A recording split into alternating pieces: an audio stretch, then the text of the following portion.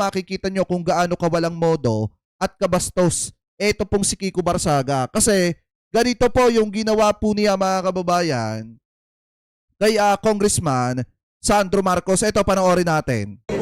Yun no, kakatapos lang ng DOJ hearing. Alam mo, Sandro Marcos. Samin natin. Good afternoon. Good afternoon, Kiko. Kumusta na yung kaso ni Tito Romualdez mo?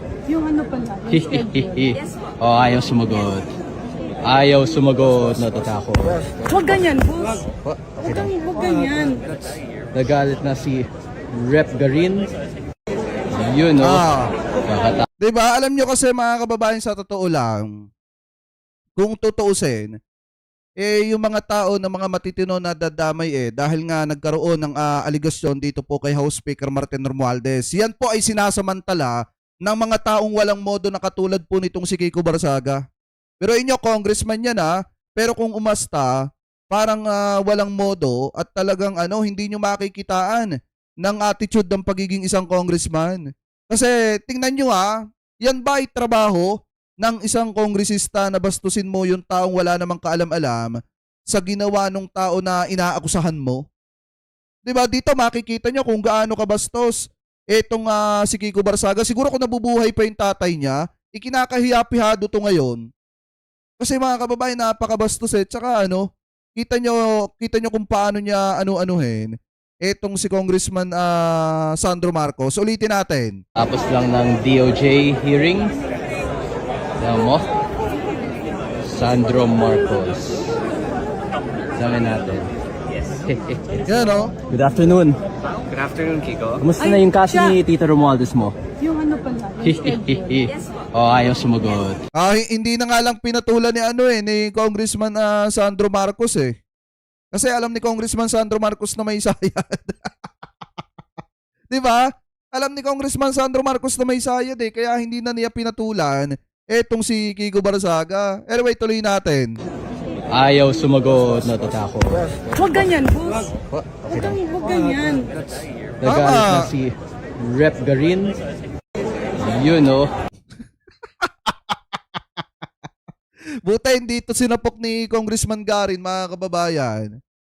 Walang modo Tuwan-tuwa pa yung mga DDZ kasi nakakita sila ng katulad nila na kung umasta, mga kababayan, mukhang may sapak. Diba? Maliwanag naman, kitang-kita nyo, hindi trabaho ng isang congressman yan. Na kung saan, mga kababayan, naglalaro lang na parang bata sa loob ng Kamara de Representantes. Yan ba ay gawain ng isang matinong kongresista? Kaya nga dapat lang na matanggal na yan, ma-expelled na yan, mga kababayan. Kasi unang-una, bukod sa hindi niya natutulungan yung kanyang distrito, kita nyo naman, nung i-interviewin ni Sir OG Diaz, di ba naabutan, nakahiga lang, pasarap buhay lang, ito pong si Kiko Barsaga sa kanyang opisina, yun ba'y trabaho ng isang, ng isang matinong kongresista? Di ba?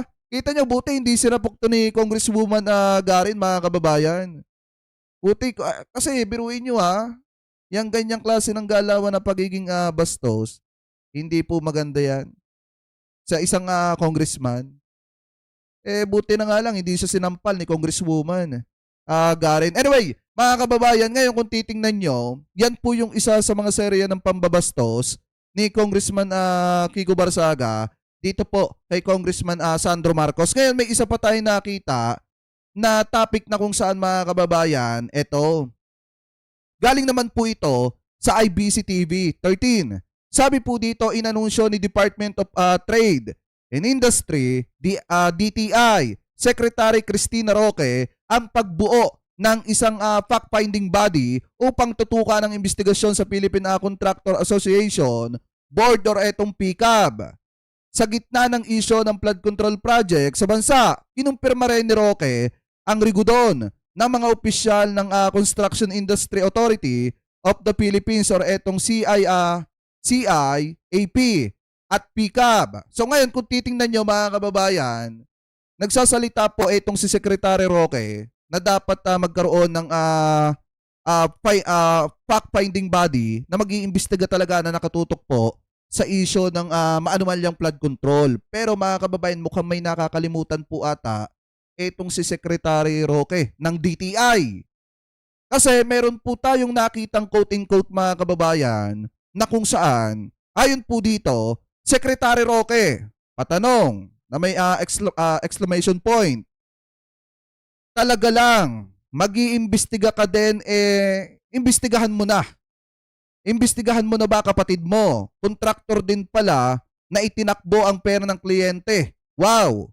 Shoot ka agad kahit walang lisensya. Ayan no? Kahit pala yung kapatid ng Secretary Roque ng DTI, kasangkot din pala. Kasangkot din pala mga kababayan sa pangungontrata, kontraktor din pala. Ang masaklap nga lang nito, itinakbo yung pera daw po di umano ng kliyente. Kaya pala kung titingnan nyo mga kababayan, may nakita tayong post galing po sa Bilyonaryo News Channel. Ito naman po ay naka-blind item. Pero ang pinatutungkulan pala po nito mga kababayan ay walang iba kung hindi yung kapatid pala po ni Secretary Roque ng DTI. Dahil nga di umano, kontraktor din pala at tumibatiba din pala sa proyekto ng gobyerno. So sabi po dito mga kababayan, basahin po natin.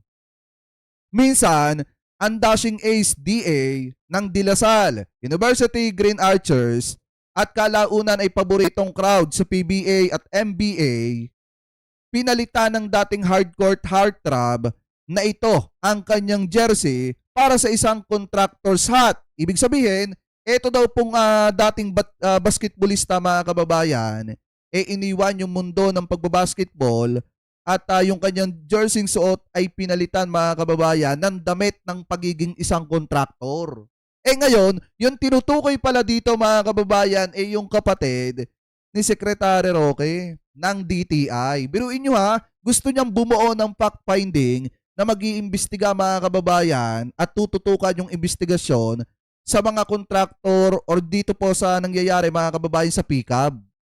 Ang problema nga lang mga kababayan kasi, yung kanyang kapatid, kontraktor din pala na itinakas yung pera ng kliyente. So sabi pa dito, basahin pa natin. Ngunit ang kanyang pinakamahirap na laro sa mga araw na ito ay wala sa korte. Ano yun? Ay wala sa korte. Nasa korte sila. Sinabi ni Babler, o etong insider, na nakakuha ang DA ng isang kumikitang kontrata para magtayo ng mga komersyal na espasyo at dormitoryo na kolekta ng malaking halaga or nakakolekta ng malaking halaga at pagkatapos ay wala daw, itinakbo mga kababayan yung pera. Ang DA ay hindi naghatid ng mahigit na pagkakahawak na pinilit ang bigong developer na dalhin ang hindi pagkakaunawaan sa arbitrasyon o sa korte. Noong 2024, pinasinayaan ng construction industry arbitration commission na lumabag siya sa mga kontrata at inutusan siyang magbalik ng milyon-milyong reimbursement at danyos.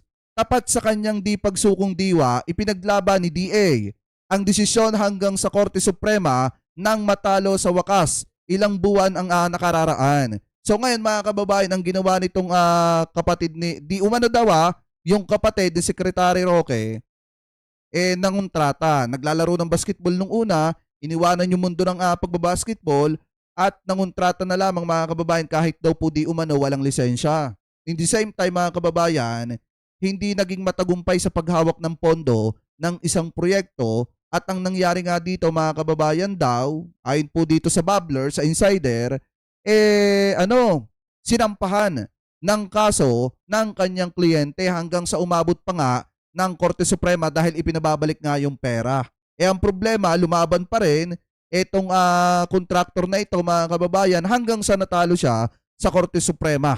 Ilang buwan lang ang nakararaan. So ngayon, ano ba yung punto? Ano ba yung punto? Bakit natin to pinag-uusapan? Bakit natin to tinatalakay? So sana, bago siya mga kababayan, nagdadaldal about po dito sa sinasabing fact-finding body na binubuo ng DTI para imbestigahan ng mga opisyal ng PCAB, dapat isama niya na rin yung kanyang kapatid mga kababayan na imbestigahan na rin po niya. Kasi unang-una, Ang mandato naman po ng presidente dapat walang sisinuhin. Kahit pa kaibigan, kapatid, kamag-anak, kaalyado, o malapit pa man, dapat ano po yan, basta nasangkot, dapat imbestigahan yan. At walang dapat napapanigan at itatago sa mamamayang Pilipino.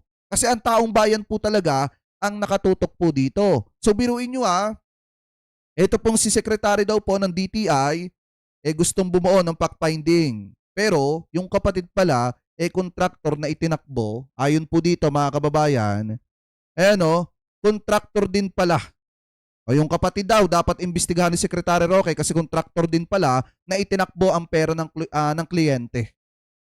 So ibig sabihin, paano ka magpapaimbestiga sa iba kung yung sarili mong bakuran, hindi mo kayang imbestigahan. Kapatid mo pa man din, yung di umano nasasangkot. So kayo, mga kababayan, kung kayo ang tatanungin, dapat ba na bago magpaimbestiga, ito pong si Secretary na DTI Secretary Roque, dapat imbestigahan niya muna yung kapatid niya.